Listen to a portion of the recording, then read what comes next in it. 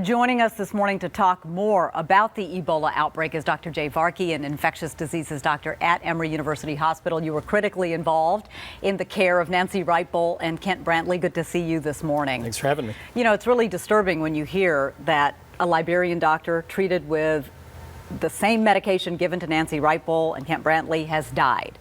What are your thoughts when you hear that? Yeah, I think it's a illustrative lesson that at least as of today, we still don't have a specific medication for Ebola.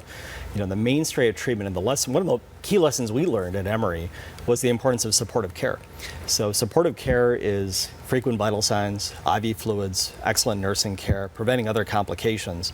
Our hope is that kind of care, the kind of care that is delivered in ICUs across the country here in the United States, is really the key to overcoming this illness. Because you've got, what, 1,400 people that have succumbed to this virus in West Africa?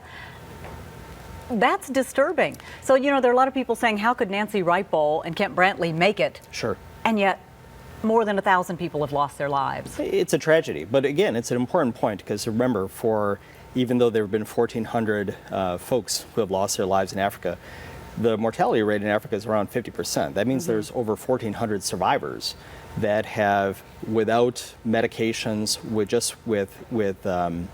in conditions that can be supported in West Africa, have survived. Our hope is that with advanced care, the type of medical care that can be provided in modern hospitals, that the mortality rate be much lower. Yeah. Talk about maybe some of the myths and the truths about Ebola.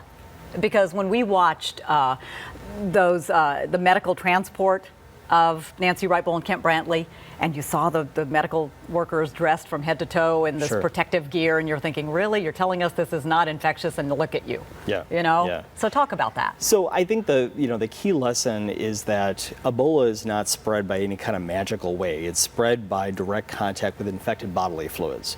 As such, we at Emory follow the CDC recommendations to take any precautions that's needed to protect healthcare workers against infected bodily fluids. The suits, I agree, are maybe intimidating looking, but it's important to realize that even though we haven't seen Ebola in the United States, we've been studying it for over 40 years, and unfortunately there have been ongoing outbreaks in Africa for a multitude of reasons.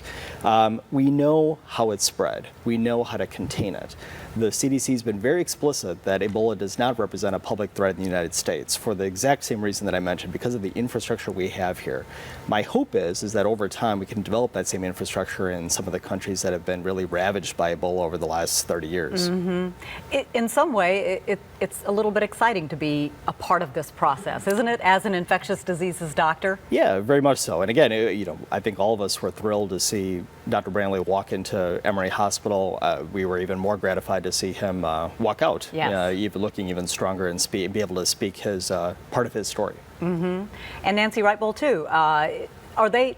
We've been saying they're infection-free. Correct. What does that mean? Does that mean that they have to be treated anymore, or are they done? So this is a really important point. So this virus does not have a latent period, meaning that when you develop antibodies, you are cured. There is no additional treatment that's necessary. Those patients are no longer contagious. I think that's a really important concept, because a lot of these folks who have survived this horrible outbreak in Africa, they've been shunned by family, they have been shunned by villages, they've been outcasts. That is not needed at all. These patients represent no threat to spread disease. And I hope that both of the survivors that we treated at Emory go on to live normal lives. Are you hopeful that there is going to be some sort of, let's say, cure?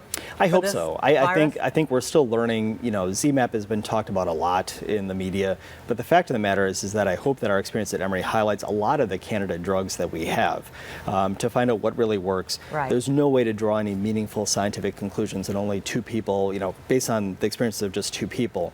But there are other drugs that also look interesting. There's a number of candidate vaccines. So I think I'm very excited that if anything we did helps expedite the process of learning how to use those medications or bring vaccines that can prevent this disease, I think that would be terrific. Dr. Varkey, thank you. We're grateful for the work you do. Oh, I'm happy to do it. Absolutely. And we want to thank Emory University Hospital for help in coordinating today's segment. You're going to find a gallery of stories about Ebola on our website, myfoxatlanta.com. Just click on the continuing coverage banner, which